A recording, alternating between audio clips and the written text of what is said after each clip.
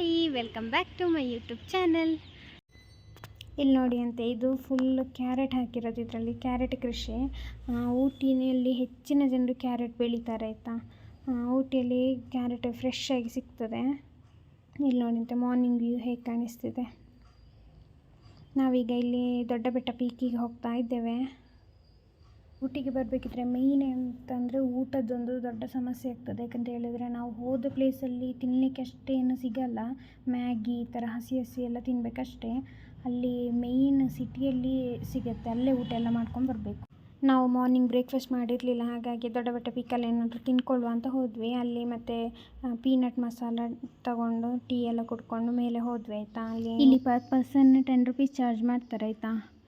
ಇಲ್ಲಿ ಮೇಲೆ ಕಾಣಿಸ್ತಿದೆಯಲ್ಲ, ಇಲ್ಲಿಂದ ಸ್ಟೆಪ್ಸ್ ಎತ್ಕೊಂಡೋಗಿ ಅಲ್ಲಿ ಮೇಲೆ ನಿಂತು ವ್ಯೂ ನೋಡಲಿಕ್ಕೆ, ಫೋಟೋ ತೆಗಿಲಿಕ್ಕೆ ತುಂಬ ಕಷ್ಟನೇ, ಅಷ್ಟು ಕ್ರೌಡ್ ಇತ್ತು ಬೇರೆ.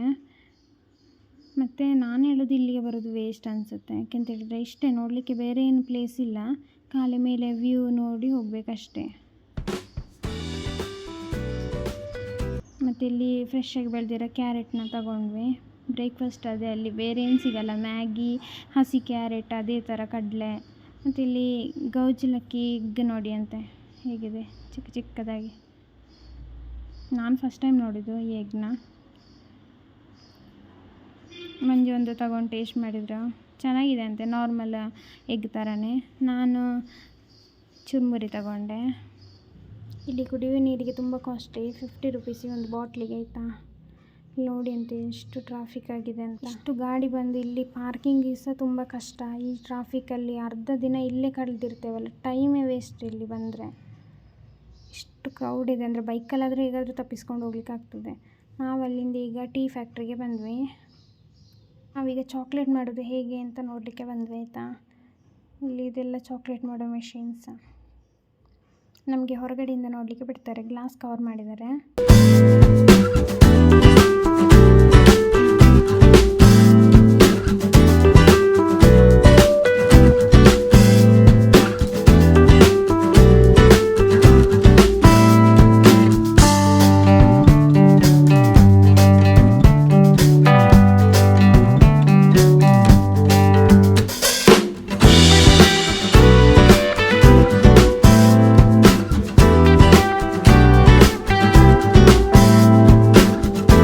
ನಾವೀಗ ಟೀ ಫ್ಯಾಕ್ಟ್ರಿ ಒಳಗಡೆ ಹೋಗ್ತಾ ಇದ್ದೇವೆ, ಹೇಗಿದೆ ಅಂತ ನೋಡುವ. ಇಲ್ಲಿ ನೋಡಿ ಅಂತೆ, ಟೀ ಲೀವ್ಸ್. ಇಲ್ಲಿ ಒಬ್ಬರಿಗೆ 10 ರೂಪೀಸ್ ಚಾರ್ಜ್ ಮಾಡ್ತಾರೆ, ನಮಗೆ 20 ರೂಪೀಸ್ ಚಾರ್ಜ್ ಆಯಿತು.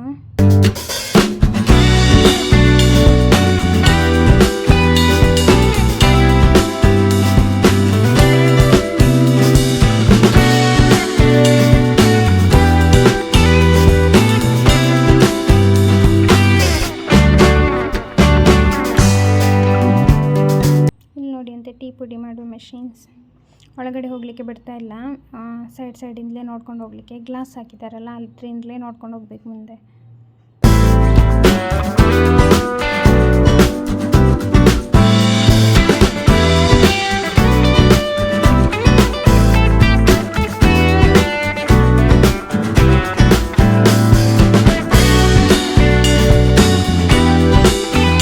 ಮೇಲಿಂದ ವ್ಯೂ ಹೀಗೆ ಕಾಣಿಸ್ತಿದೆ ನೋಡಿ, ಟೀ ಫ್ಯಾಕ್ಟ್ರಿ ಮೇಲಿಂದ.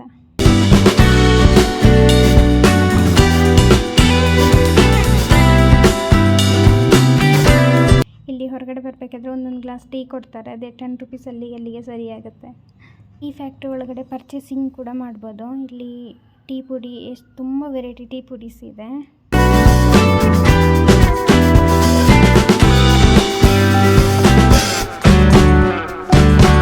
ಮತ್ತು ಚಾಕ್ಲೇಟ್ ಕೂಡ ಪರ್ಚೇಸ್ ಮಾಡ್ಬೋದು. ನಾವೊಂದು 3 ಬಗೆಯಷ್ಟು ಚಾಕ್ಲೇಟ್ ತಗೊಂಡ್ವಿ ಮನೆಗೆ.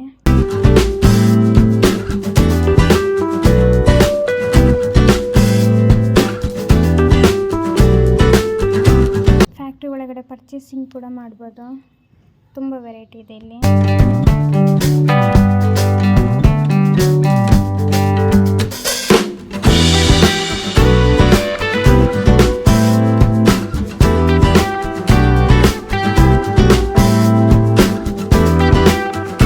ನಾವೀಗ ಟೀ ಎಸ್ಟೇಟ್ಗೆ ಬಂದ್ವಿ. ಇಲ್ಲಿ ಪರ್ ಪರ್ಸನ್ 40 ರುಪೀಸ್ ಚಾರ್ಜ್ ಮಾಡ್ತಾರೆ. ನಮಗೆ 80 ರುಪೀಸ್ ಚಾರ್ಜ್ ಆಯಿತು. ಇಲ್ಲಿ ಫೋಟೋಸ್ ಎಲ್ಲ ತೊಗೊಳ್ಬೋದು. ಇದು ದೊಡ್ಡಬೆಟ್ಟ ಪೀಕಿಂದ ಬರಬೇಕಾದ್ರಲ್ಲೇ ಸಿಗ್ತದೆ. ನಾವು ಟೀ ಎಸ್ಟೇಟಿಗೆ ಅಂತ ಬೇರೆ ಕಡೆ ಹೋಗಬೇಕು ಅಂತಿಲ್ಲ, ಆನ್ ದ ವೇ ಸಿಗ್ತದಲ್ಲ, ಇಲ್ಲೇ ಫೋಟೋಸ್ ಎಲ್ಲ ತೊಗೊಳ್ಬೋದು.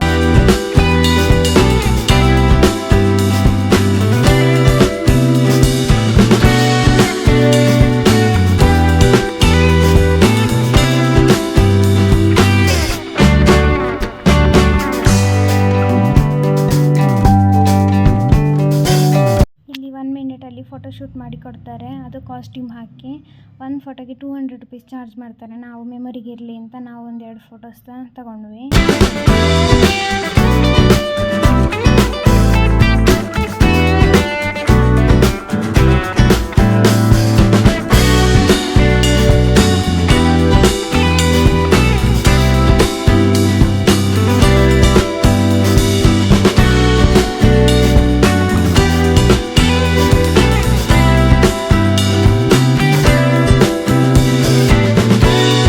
ನೆಕ್ಸ್ಟ್ ಬಂದಿದ್ದು ಫೈನ್ ಫಾರೆಸ್ಟ್ ಒಳಗಡೆ. ಇಲ್ಲಿ ಒಬ್ಬರಿಗೆ 20 ರುಪೀಸ್ ಚಾರ್ಜ್ ಮಾಡ್ತಾರೆ.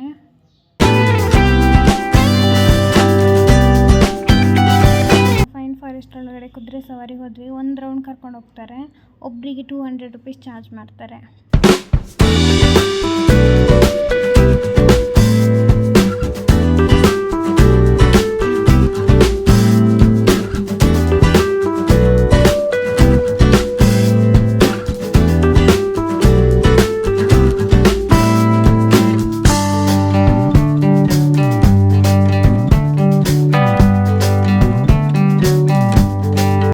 ನೆಕ್ಸ್ಟ್ ಹೋದ್ದು ಪೈಕಾರ ವಾಟರ್ ಫಾಲ್ಸಿಗೆ. ಇಲ್ಲಿ ಹೋಗಬೇಕಿದ್ರೆ ನಡ್ಕೊಂಡು ಹೋಗಬೇಕು, ಗಾಡಿ ಅಲೋ ಮಾಡಲ್ಲ.